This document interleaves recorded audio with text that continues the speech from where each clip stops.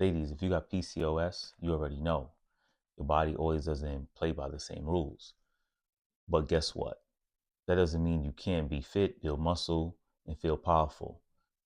It just means you just have to change it. You just have to use a different type of strategy, the right strategy. So today I'm breaking down exactly how women with PCOS should train and get real results. All right, this is what we do with alignment and how we train, how we transfer from lead to gold. For those who don't know, PCOS just means polycystic ovary syndrome, which it's about 10 to 13% of women have this, and it's really like a hormonal imbalances that can cause cysts on your ovaries. But you don't necessarily have to have cyst on your ovaries to have PCOS. All right.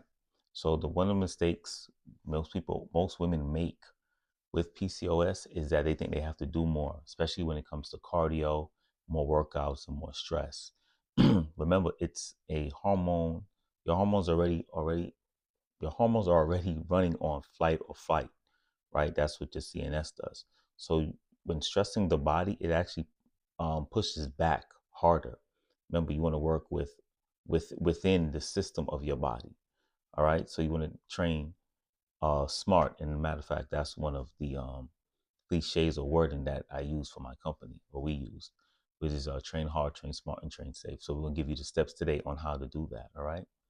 So for those who know that I'm big on strength training, right? So, but why strength training with PCOS is your best friend?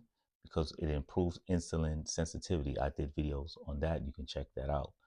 It also increases muscle mass, and the more muscles you have, it actually increases your metabolism, and that's one of the big mistakes people make. It's about really getting your metabolism working. And by having more muscles, you reduce belly fat when your metabolism is in check or working in time, right?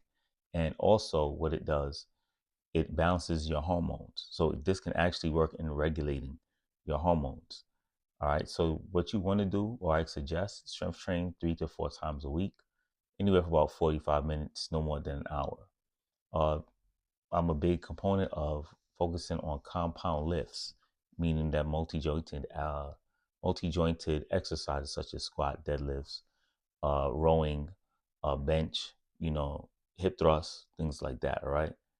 So this will help give you more of a structure, not more like punishing your body. Uh, Two, you can also do low impact conditioning, not that high intensity cardio, because what happens is we want to manage our cortisol level. Yes, going to the gym is one method of it, but sometimes we can push it to the edge. Remember, we want to train smarter. So one way of doing that is doing low impact cardio. So that's a you can do the treadmill at an incline, comfortable incline, some cycling, rowing on the row machine, uh, and you can do it if you have days you set up. Because I know people, and this may be a video in future that will go over it. When is it best to do cardio? Is it before your workout or after? But with PCOS, I think you can even have days for it, but it's best to do heavy cardio after. But even if it's light, like what I'm recommending in this video with the incline or the cycling, do it after, and do cardio about 2 times per week. You know what I mean? Because you just want to burn fat, not really throw off the balance of your hormones. Also, I'm all about progressive overload, not aggressive overload. So when we do the same programming, this is why having a program is important. And I did this in other videos as well, because you can track your progress. So each week, you should be increasing the weight, increasing your reps, even maintaining your form or improving on your form and controlling the weight, both in the eccentric and concentric parts of the movement. And you can also throw in some isometrics as well. All right, because this will help you keep being consistent. All right. And that's what you want to do. Because if you're not tracking, you're slacking. It's not just with meals, but just with your workouts as well. Another tip that I think is underestimated, and I cannot over explain it enough, is recovery. Recovery is like one of the best strategies that you can have or implement, because it's about resting. So when you have PCOS, you want to have about 7 to 9 hours of sleep recommended. Lighter training days when you're on week of your cycle, right? And you want to take 1 full day of rest per week. Stress management activities such as walking, journaling, and deep breathing. That's very good, especially journaling. I think that's a very good tool one can use to definitely release tension, because it's definitely a science to it where the mind and hand is working together, and you're expressing yourself. And I'm a firm believer that the pen is mightier than the sword. So get to the writing, ladies. And gentlemen too. I know men don't have PCOS, but just the form of writing, I think, is just a lost art. So you want to train your nervous system and your muscles together, because it's all about, like I said, alignment and working in harmony with yourself, not against it.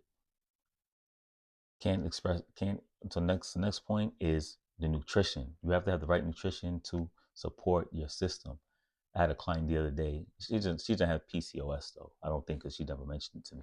But she was telling me that she ate a salad with chicken breast. And I laughed, and she's like, "Tristan, why are you laughing?" I said, "That's all you ate?" "Yeah." I said, "That's the problem."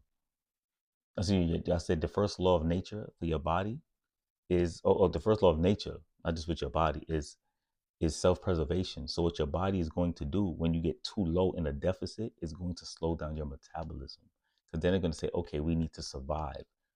All right.